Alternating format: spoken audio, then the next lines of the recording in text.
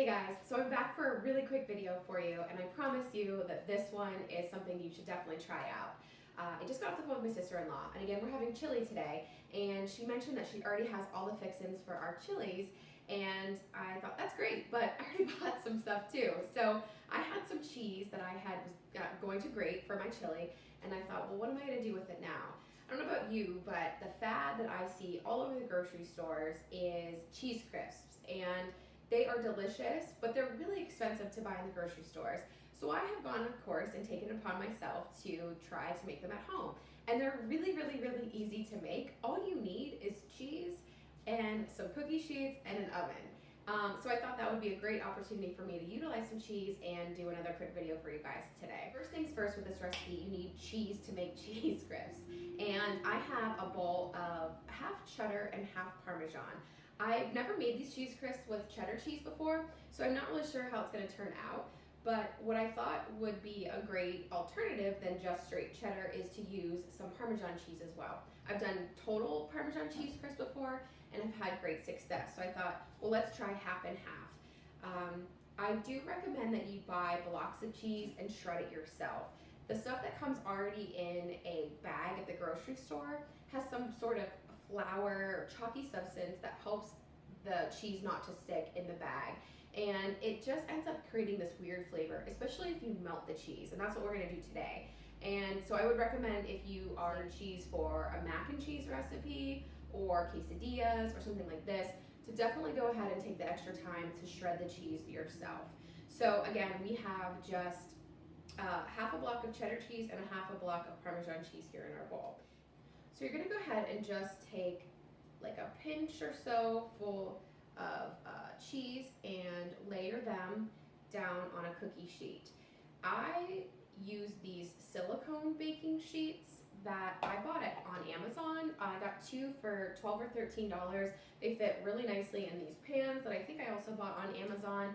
So I highly recommend these. If you don't have silicone baking sheets, you can use parchment paper. So we're just gonna go ahead, like I said, and make little piles of cheese. And mine, of course, are gonna be a little bit more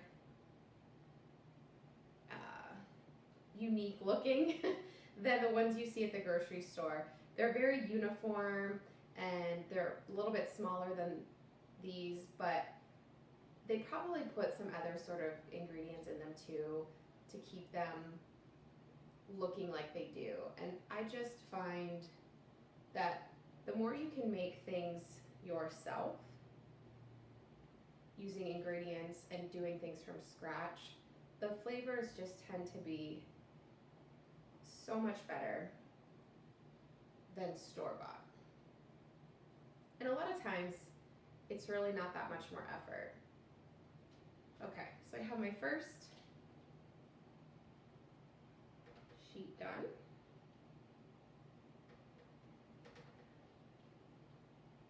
Shredding your own cheese a lot of times too is less expensive than buying bagged shredded cheese.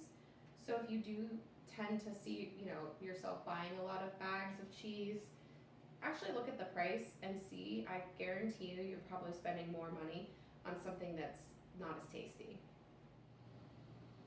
All right, so that's what they look like. They're just, again, little pinches of cheese, and you kind of just want to keep them separate enough because they will flatten out and melt. And we are going to go ahead and put these in a 450-degree oven for 10 minutes. Okay, so I am back, and I actually did about 9 minutes. I kept kind of an eye on them. I wasn't sure if the cheddar would cook faster than the Parmesan, and it definitely did. So it's also a little greasier than my Parmesan crisps, so I'm just taking a paper towel and just dabbing them lightly to kind of just take off some of that grease. Once the crisps were cool enough to touch, I did take them off of the cookie sheet and put them on a paper towel. I realized that they were a little bit more oily than the Parmesan cheese only crisps, so I wanted to get the bottom sides too. So they are just kind of cooling on a paper towel right now. So my crisps have cooled and have got most of the oil off by using some paper towels. So I think it's time to just go ahead and put them in a container to take over to the family get together a little later today. And yeah, they're definitely crispy. They smell really good, so I think it's also time for me to try one.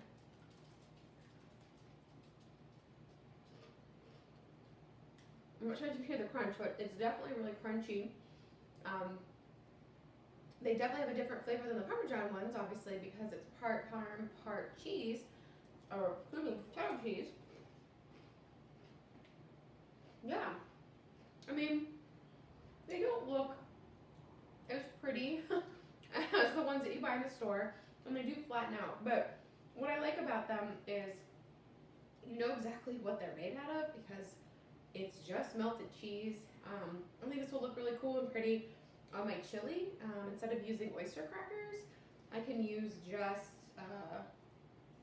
these as my crunchy component as well as my cheese component on my chili. So let me know if you try these. I highly recommend them. Again, they're a great low carb snack and they're so easy to make. So like and subscribe if you haven't already. Comment, tell me what you think about these or any of my other recipes that I have been putting out there for you guys. And we'll see you soon.